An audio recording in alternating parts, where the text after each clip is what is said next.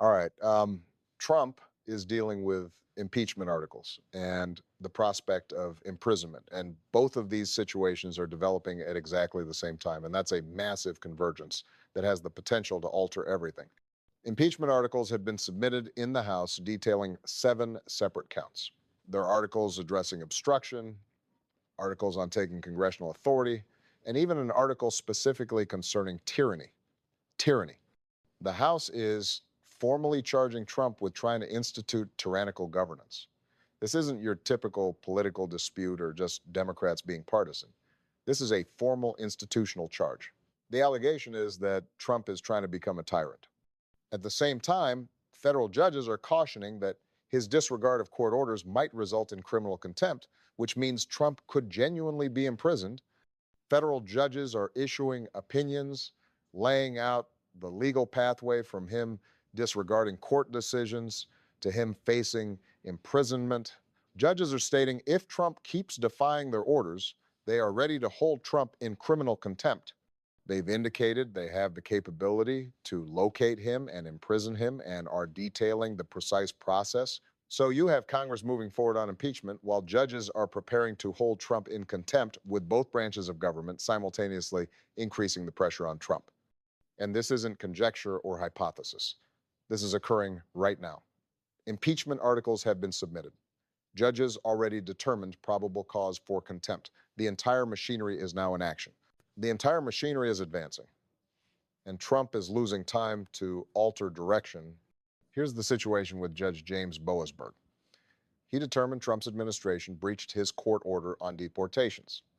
Boasberg had explicitly ordered that asylum seekers couldn't be deported. Boasberg had issued a formal injunction. He was clear, do not deport these individuals. Yet Trump's administration proceeded and did it. The Trump administration deported the people regardless. They breached the court's directive. And once Boasberg learned this, Boasberg essentially said, all right, you're in contempt. He determined probable cause to hold the administration in criminal contempt. Boasberg established a deadline for them to rectify the issue or else face contempt hearings. That is a believable threat with real consequences. And this isn't just an isolated situation. It's a distinct pattern. The Trump administration is defying court orders everywhere. His administration is challenging judges behaving like court orders are merely suggestions and completely disregarding rulings that tell them what they are not permitted to do. And the judges have reached their limit. They are now cautioning that if this continues, they will use their contempt powers. They're going to hold Trump officials in contempt. They're going to issue fines and they're going to order imprisonment. The judges are essentially saying enough is enough.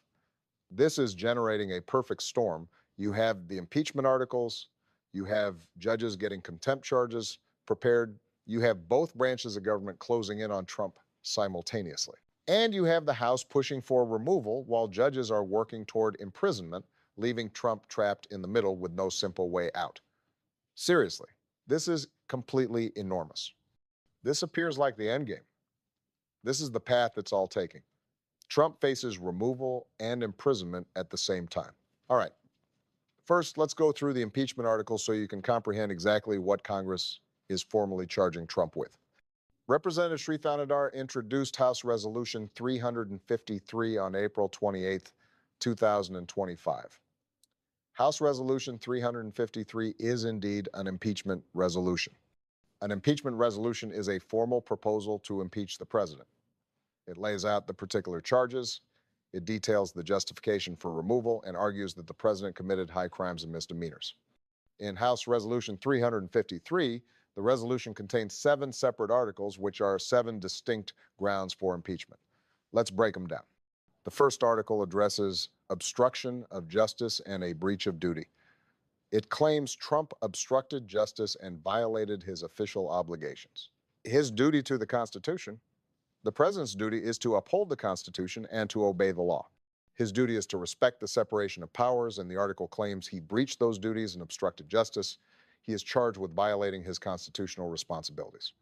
The second article is about taking Congress's power of appropriations, also known as the power of the purse. Congress decides how money is spent and what gets funded. but Trump is charged with seizing that power. It's claimed he spent money Congress never appropriated, bypassing them to spend money on his own priorities. That is a violation of the Constitution, a breach of the separation of powers, and an attempt by him to take power belonging to Congress. The third article concerns the abuse of trade and war powers. The Constitution gives Congress the sole power to declare war through a vote. Congress must authorize military action. Yet, Trump allegedly ordered military strikes without getting Congress's permission. He is charged with using military force without congressional authorization, trying to take the war power away from Congress. That is a violation of the Constitution and an abuse of presidential power. The fourth article covers the violation of First Amendment rights. It claims Trump violated people's right to free speech, persecuted people for using it, and attacked judges for making unfavorable rulings. It's claimed he attacked prosecutors for investigating him and persecuted people for criticizing him, which violates the First Amendment. That is a violation of constitutional rights. The fifth article is about the creation of an unlawful office. Trump allegedly created government positions that Congress did not authorize. He allegedly created unconstitutional offices and appointed people to positions that do not legally exist. That is a violation of the Constitution and a usurpation of Congress's power. The sixth article is focused on bribery and corruption. It claims Trump engaged in bribery, was corrupt, and used the power of his office for his own personal gain. Trump is charged with accepting bribes. That is a high crime. Exactly the kind of misconduct that serves as grounds for impeachment. The seventh article is tyranny. Tyranny is defined as the abuse of power for oppressive purposes or establishing a system of oppression. Tyranny means using government power to dominate people.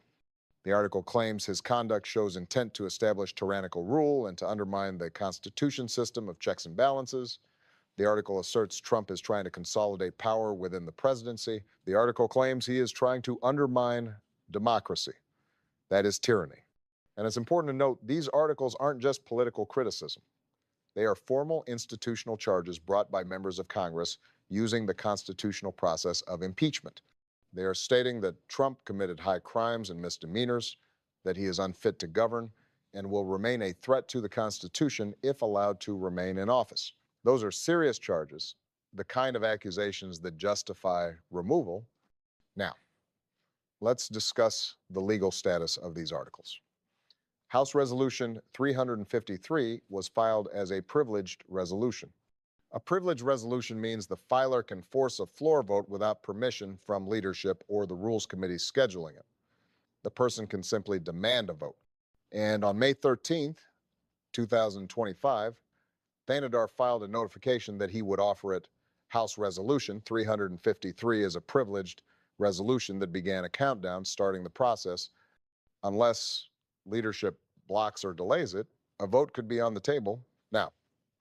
Let's shift to the contempt issue because it's equally crucial. Judge James Boasberg handed down a court order. Boasberg's order was clear. Asylum seekers were not to be deported. He issued what's called an injunction, which is a specific type of court order. An injunction essentially says, you must do this or you're forbidden from doing that. It is legally binding and carries the full force of law. If you violate one, you are violating a direct court order, defying the judge and breaking the law. But the Trump administration violated that injunction. His administration deported asylum seekers, directly violating Boasberg's order. The Trump administration disobeyed the court's command. His administration defied the judge, and when the news reached Boasberg, he immediately reviewed all the facts. He concluded there was probable cause to hold the government in criminal contempt. Probable cause means there's enough evidence to suggest a crime was committed. In this case, it meant Boasberg had solid grounds to believe that contempt of court had actually happened. This meant criminal contempt charges were justified. So Boasberg gave the Trump administration a deadline, saying, fix this violation or face contempt proceedings. He basically said, comply with my order or I will hold you in contempt. That's a serious threat with very real consequences. This was no empty warning. Judge Boasberg has the authority to find people in contempt and the power to levy sanctions. He even holds the power to put people in jail for contempt. Now, Let's discuss the wider pattern, as this is far from a one-time event. The Trump administration was consistently violating court orders and repeatedly defying judges. An analysis by the Washington Post revealed that Trump officials were accused of disregarding approximately one-third of all significant court rulings against them. That's one out of every three. This means that after losing a case, the Trump administration simply ignored the ruling and chose not to comply. His administration just kept doing the very thing the court ordered them to stop. And they achieved this in numerous ways. They were intentionally delaying compliance, holding back evidence, and repackaging blocked policies under new titles.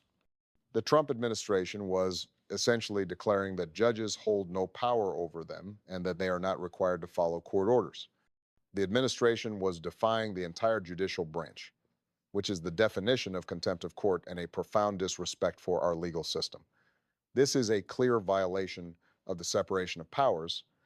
Now, let's explore what happens when judges decide to force compliance by using contempt.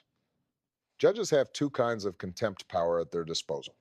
The first is civil contempt, which means the judge levies fines or sanctions. These penalties are designed to force compliance with civil contempt. The judge basically says, if you refuse to comply with my order, you will have to pay a fine for every single day. Civil contempt involves escalating penalties until the individual complies. And it can even lead to jail time. That means jail time until that person complies. So if the Trump administration fails to obey a court order, a judge could say, all right, you must pay $10,000 a day until you comply, or $100,000 a day, or even $1 million a day until you do. That is civil contempt in a nutshell. The second type is criminal contempt. This is when a judge punishes someone for breaking the order. Criminal contempt means the violation itself is considered a crime. The person can be fined or jailed as a punishment, which can mean serving jail time as a penalty. The violation is treated just like any other criminal act. A judge can find a person in criminal contempt, sentence them to jail, or refer the matter to prosecutors.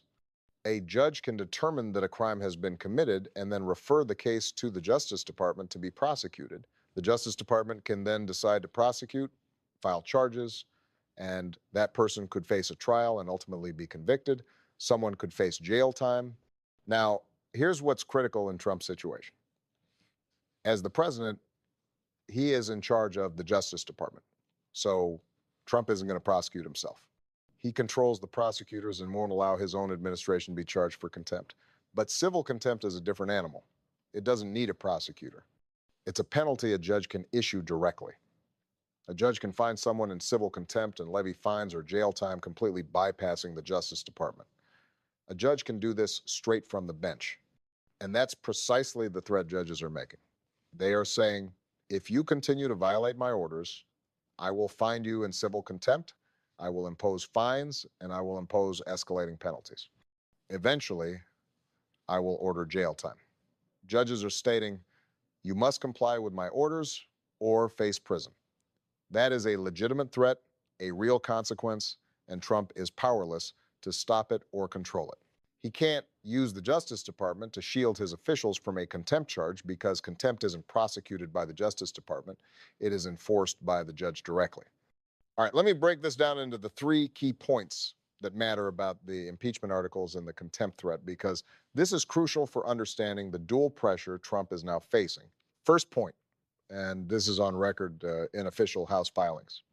Representative Shri Thanadar introduced House Resolution 353 on April 28, 2025, which lays out 7 articles of impeachment against Trump, including obstruction of justice, usurpation of Congress's appropriation and war powers, violation of First Amendment rights, and the creation of unlawful offices, bribery, corruption, and tyranny, alleging that Trump's behavior shows an intent to establish tyrannical rule and that he will continue to be a threat to the Constitution if he is allowed to stay in office. This is not some casual complaint. This is a formal institutional indictment using the constitutional power of impeachment. Second point, and this is equally grave. Judge James Boasberg issued a finding on April 18th, 2025, that probable cause existed to hold the Trump administration in criminal contempt for deporting asylum seekers against his prior court order. And a Washington Post analysis discovered that Trump officials were accused of ignoring roughly one-third of significant negative court rulings in more than 160 lawsuits by withholding evidence, dragging their feet on compliance, or reissuing blocked policies under different names. So you have judges documenting this defiance, you have judges finding probable cause for contempt, and you have a clear pattern of violating court orders. Third point, and this is the most immediate threat. Legal experts explain that if the Trump administration continues to defy court orders, judges are able to impose civil contempt, including increasing fines and jail time until compliance is met, or they can refer criminal contempt to prosecutors. And these powers exist independent of Trump's authority over the Justice Department because judges can enforce civil contempt right from the bench without needing a prosecutor. So you have a legal path from defiance straight to jail, and you have judges mapping out exactly how they will enforce compliance. You've got actual consequences for violating court orders. Now let's get into what the convergence of impeachment and contempt means for Trump. Trump is facing removal by Congress, and he's facing jail time from judges. Trump is being squeezed from two different directions. Congress wants to remove him, and the judges want to jail him, and Trump is running out of options to escape both threats. Think about the timeline. The impeachment articles are filed, and Fanidar is filed to make House Resolution 353 a privileged resolution, which means a vote can be forced. It could happen soon. It could happen next month. It could happen at any moment. And once the House votes to impeach, the Senate trial takes place, the Senate votes, and if enough Republicans join Democrats, Trump is removed. At the same time, judges are finding probable cause for contempt, giving the administration deadlines, and threatening to impose fines and jail time. And if Trump's administration keeps defying orders, judges will follow through. They're going to hold people in contempt. Judges will impose penalties, and they will order jail time. So Trump could face removal while in jail. Meanwhile, Trump could be removed from office by the Senate while his officials are being jailed for contempt. That's one scenario. That's a possibility. That is where this is all heading if Trump keeps pushing. Now, here's what is so crucial about the tyranny charge in the impeachment articles. Tyranny isn't just an abstract idea. It's not just something you call someone in political rhetoric. Tyranny is a specific legal concept. Tyranny means abusing power for oppressive ends. It means violating the Constitution, and it means trying to consolidate power in the presidency. Tyranny means undermining checks and balances. It is exactly what the founders feared and precisely what the Constitution is designed to stop. And the House is formally accusing Trump of tyranny. They are using the constitutional term stating his conduct constitutes tyranny. That is a very serious charge, the kind of charge that warrants removal, the type of charge that says Trump is trying to become a dictator. Think about what that implies. The House is saying Trump is trying to be a tyrant. The House is saying he's trying to consolidate power. The House is saying Trump is undermining the Constitution, while judges are saying he is defying court orders and violating the rule of law. The judges are saying Trump is acting above the law. Both judges and Congress are reaching an identical conclusion. Trump is a threat to constitutional democracy. Now, let's discuss the contempt issue more specifically, because that's what could actually send Trump to jail. Contempt of court is a serious offense. Contempt means violating a court order. It means disrespecting the court's authority, and it means refusing to follow the law itself. And judges have the power to enforce their orders through contempt. They can punish contempt, and they can fine people for contempt. Judges can send people to jail for contempt. Now, Trump is the president. He controls the executive branch. Trump controls federal agencies and their officials. If those officials violate a court order, they are in contempt of the court. Those officials are defying the judge, they are breaking the law, and judges can hold those very officials in contempt. Judges can fine those officials and jail those officials. And here is what is so important. Trump can't stop it. He controls the Justice Department, but he does not control the judges. Trump can't fire judges. Trump can't order judges to release his people. He has no power over judges. The judiciary has independent authority. judges enforce the law, and if Trump's officials violate court orders, judges will hold them in contempt. He cannot prevent it. Think about that. Imagine Trump's officials being jailed for contempt. Think about his administration's officials going to prison for defying court orders. Imagine Trump forced to watch that unfold while either still in office or having just been removed. Think of the scandal. Think of the chaos. Consider the constitutional crisis. And here's the warning from judges. If Trump continues to defy their orders, if the Trump administration keeps violating injunctions, judges will respond with contempt charges. Judges will not tolerate defiance indefinitely. Judges have limits, they have patience, but eventually they are going to say enough is enough. And then they will hold people in contempt. They are going to impose penalties, and they are going to order jail time. Judge Boasberg has already established probable cause. Judge Boasberg has put the Trump administration on notice. He's given them a firm deadline, so the clock is ticking for them to comply. Failure to do so could trigger contempt proceedings, which may lead to jail time. Now, let's break down what would happen if multiple judges started holding people in contempt. What if it's not just one case, but many cases involving judges across the country? Imagine Trump officials being held in contempt.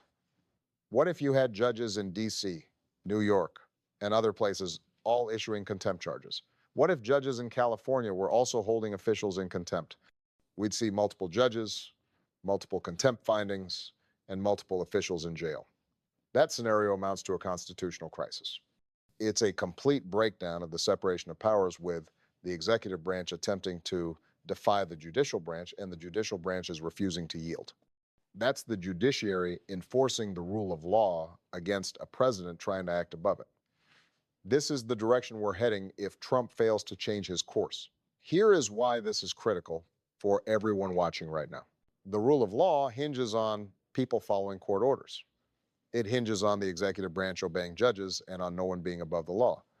Yet Trump is defying court orders. The Trump administration is ignoring injunctions. Trump treats the judicial system as if it doesn't apply to him. And judges are now pushing back. Judges are finding probable cause for contempt. They are threatening jail time, and they are upholding the rule of law. And Congress is firing back too. Congress is filing articles of impeachment and accusing Trump of engaging in tyranny. Congress is stating that Trump poses a threat to the Constitution. As Congress moves toward removal, both government branches are pushing back against Trump. Both branches are saying Trump has crossed a line. Both are getting ready to act, and Trump is caught in the crossfire. Trump faces removal by Congress and potential jail time from judges. He appears to have nowhere left to turn. Trump cannot fight both branches at once. He can't survive impeachment and contempt charges simultaneously. The pressure is on, and he is running out of time. He is also running out of options. So to put it all in perspective, Representative Srithanadar introduced House Resolution 353 on April 28, 2025, which contains 7 articles of impeachment, accusing Trump of obstructing justice, usurping the powers of Congress, violating First Amendment rights, along with bribery, corruption, and tyranny, arguing that Trump's behavior shows an intent to create a tyrannical government and that he will continue to be a threat to the Constitution. House Resolution 353 was filed as a privilege resolution, starting a timer that could force a House vote on impeachment. At the same time, Judge James Boasberg found probable cause to hold the Trump administration in criminal contempt for defying his court order on asylum seekers and set a compliance deadline. A Washington Post analysis found Trump officials have been accused of ignoring roughly 1/3 of significant unfavorable court rulings. This is the convergence point. Congress is moving to remove him while judges are threatening contempt. This is both branches of government simultaneously turning up the pressure on Trump. This is the final stage. This is where it's all going. Consider what it would mean if Trump were removed by the Senate while his officials are being jailed for contempt. Think about the sheer chaos and the constitutional crisis. Think of a president being ousted from office while his administration is held in contempt and facing actual jail time. That is unprecedented. That would be historic. It is the kind of event that would reshape American politics entirely. And here's the most important part. It is a real possibility. The impeachment articles are filed. Contempt is on the table. Both are very real and well documented. Both actions are underway, and Trump cannot stop either one. He does not control Congress, and he does not control the judges. Trump is caught between two government branches moving against him at the same time. So this is no longer a remote threat. This is something that could unfold soon. The House could vote on impeachment next month, and judges could impose contempt next week. Either one could happen, or both could happen at once. And when they do, when impeachment and contempt converge, that is when you see what a real constitutional crisis looks like.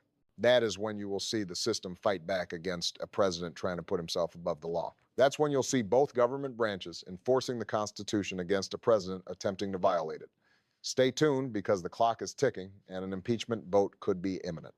The contempt proceedings could also advance quickly. And when both of these actions are moving forward simultaneously, Trump will be facing the most severe constitutional crisis since Watergate. He'll be fighting for his political survival against both Congress and the courts. Trump will be facing removal from office and potential jail time all at once. And that's when we see whether the Constitution and the rule of law can truly survive a president trying to destroy them.